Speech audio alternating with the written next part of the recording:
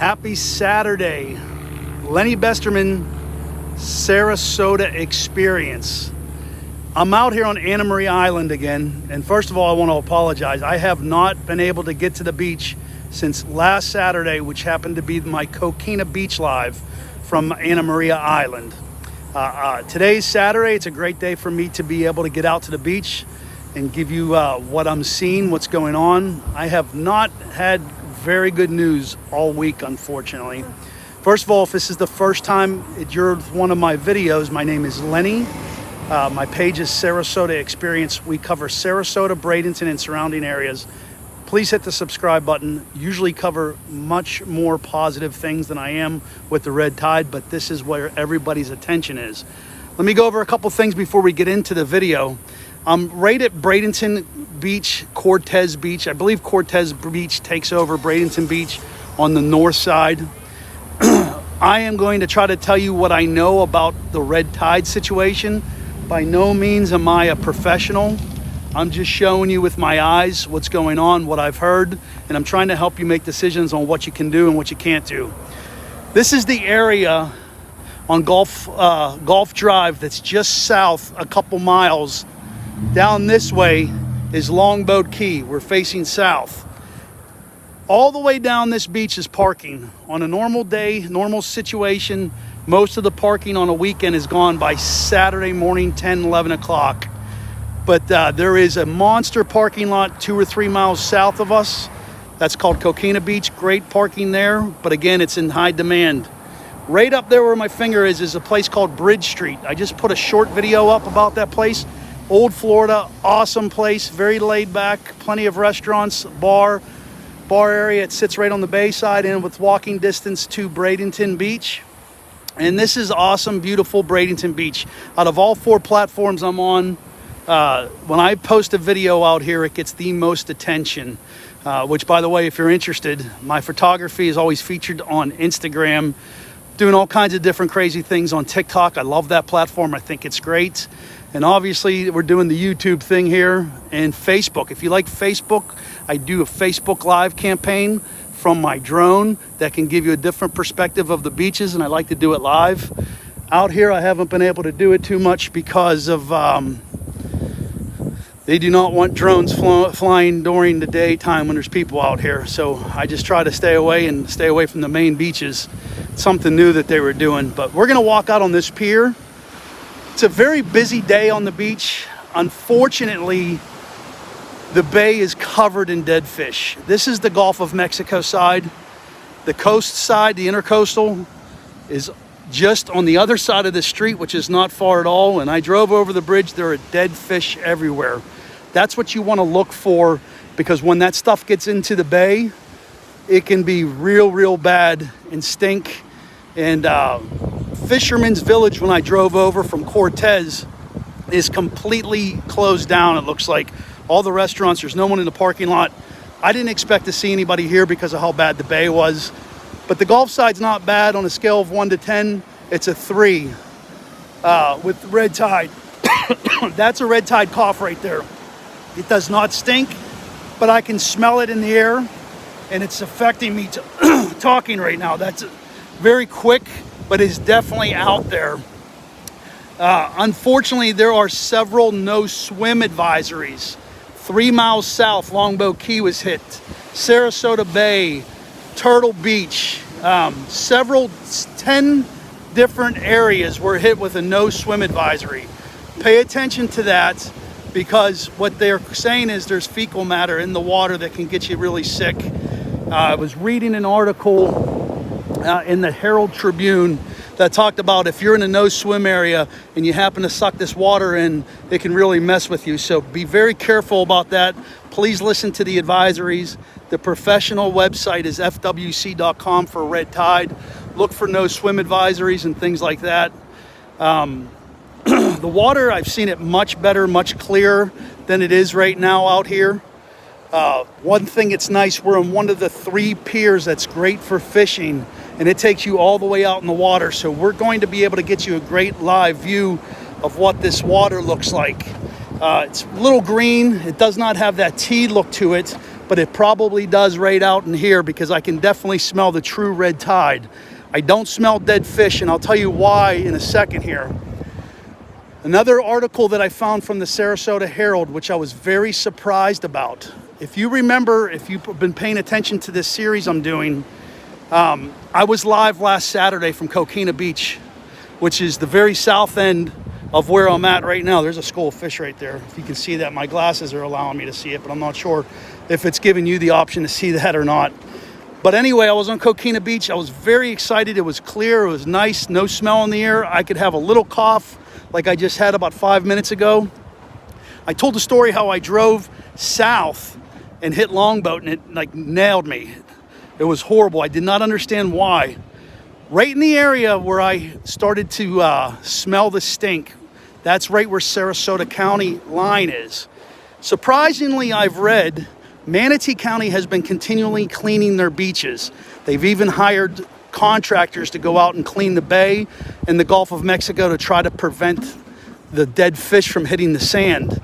And it seemed like they did a pretty good job of that. For some reason, Sarasota County has not yet.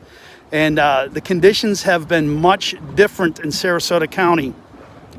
Now, with that being said, I had this all set up to talk to you about it, and I drove over the bridge on Cortez. The bay here on the inside of Anna Maria Island is loaded. I mean, peppered with dead fish, unfortunately. And I guess that wind that came in all week, which, by the way, one of the reasons why I was not live all week is because we've had major rain, which is not good for a red tide situation. It rained tremendously 2 days this week. I could not get out to the beach. I got stuck at work, and the wind was blowing the wrong way. So that's probably why we've got a lot of dead fish. If you happen to be staying in a bay area or a place where fish could be trapped, it could be an issue for you. Unfortunately, as I read reports, the situation has not got any better, and if anything, it's got worse. Today, as I'm doing this live in this particular area, it's pretty good. It's not bad at all. If you did not know there was a red tide event going on, you'd be coughing every once in a while and not understand what the heck it is. But it's pretty good. You can see, you can always weigh it out by the crowds on the beach too. When you get down to Sarasota right now, Lido, Sarasota Bay, it stinks so bad, no one's even open. It's I don't want to say closed, but there's nobody there. The beaches and parking lots are empty. This beach and parking lot is full of people. And let me blow that up. And it does not stink real bad. Obviously, you have to watch the red tide where you're in the water. If you're in a no swim advisory, to listen to that. But within like a mile on the bay side, all the outdoor restaurants are not, I don't want to say they're not open, but if they are, they're just donating to their employees because none of the parking lots had anybody in them. When I got to this, including the beach house, which is a very popular tourist destination on the Gulf side, which happens to be right about there with my finger. So that place right there, I'm surprised now that I'm on the beach that they're closed, but they probably have watched the forecast and know that a smell can come out of nowhere that's uncontrollable. That's really not their fault. So I'm assuming they're open, but their parking lot looks like they're not. So they probably definitely have indoor dining, but you're outdoor dining. And when you're here, I recommend you do not sit outside till this event is over, and nobody knows how long it will be. Let me see. I actually have a couple notes this time. One detail that I found out that I thought was very interesting. In 2018, we've talked about this red tide. We got crushed in 2018. One thing that's promising to me this time that was not in 18, any place I went in Sarasota Bay, the Gulf of Mexico, any beach in the surrounding areas, it was so disgusting and stunk continually 24 hours a day. It was unbelievable. This time around, it's very spotty. If they could get out and clean the fish up, I think we might have a very minor and short run of this thing. Unfortunately, the Penny Point spill probably will fuel this longer than we all want. One day, obviously, is too long. But in 2018, the tourist industry, from restaurants to rental properties, in the Sarasota, Bradenton, and surrounding areas. Again, information from the Herald Tribune, lost $144 million during that run.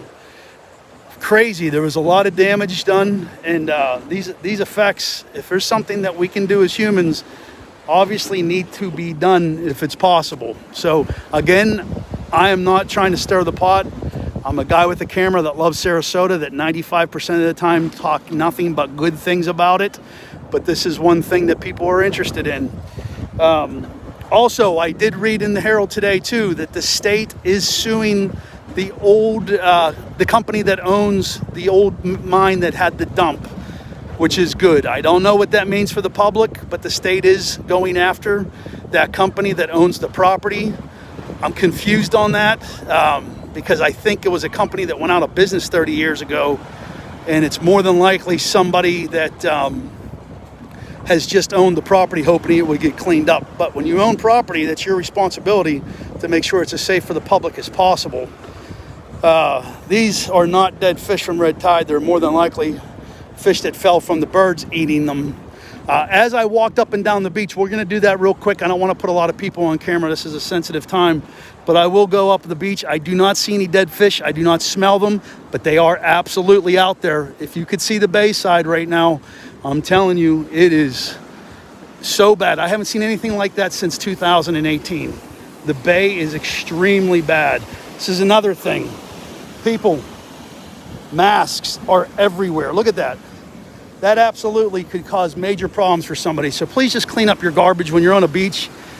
Don't leave your plastic bottles, fill your holes in, and do not leave your masks and plastic bags laying around. That's a major problem. But right on the shoreline is normally where you would see, and also this is another thing. I'm a guy that normally would pick stuff up, but a mask and that kind of stuff is really hard to bend over and pick somebody's stuff up.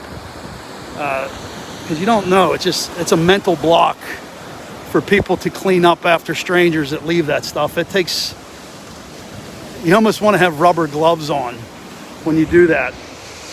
But it actually is a pretty day out here. I would tell you, if you're a local, figure out something else to do. If you have a chance, I don't know about telling you to cancel your trip. I hate doing that. The good news is it still is a hit or miss thing. You could have a nightmare couple days and a nice day where you get out to the beach. This is 2 Saturdays in the row. I would definitely recommend you head to the Manatee County beaches, which is basically all of Anna Maria Island. That's Bean Point, Coquina Beach, Bradenton Beach, Cortez Beach, Manatee Beach, and I'm sure I've missed a couple others. So it's not real bad. I've got to clear my throat every couple minutes, which I happen to feel that little tickle right now on my throat. Go check out the restaurants if you have a chance. They're really, really nice. It's an old Florida look, a place called Bridge Street. I did just put a short video up about it. All kinds of different bars and a pier. Now the pier on the bay side, I would not recommend going to right now. There are dead fish everywhere. But here's how close the bay side is. Look at this, right across the street. This island is so skinny, you literally could walk. And the inside, which is the intercoastal side, I believe I'm calling that the right way, the opposite side of, between the key and the mainland, has tons of dead fish trapped in there, and they're floating everywhere. It's really, really bad. But that's my report for today. Lenny Besterman's Sarasota experience. I usually do not do negative content. I'm looking forward to those blue waters, drone videos, live telling you nothing but good things about the area very soon. I would appreciate it if you hit the like button, maybe even share this out to anybody that might be interested to find out what the situation is here in the Sarasota Bradenton area. I'm sorry I haven't talked to you when I'm doing my videos. After I get through this, we will work on me being able to keep this stuff up on the screen. My friends Florida with 5 that I talk to all the time gave me a good idea. I might get a different device and read your comments live. So I think that would be a good way to interact with you. So stay tuned for that. Also, I don't see your live comments during the replay. It doesn't show it to me unless there's a way to do that. But Lenny Besterman's Sarasota experience out here at Bradenton Beach. Thank you for watching. I hope I covered everything. It's not horribly bad, but it's definitely not good. Anyway, talk to you soon. Have a great day.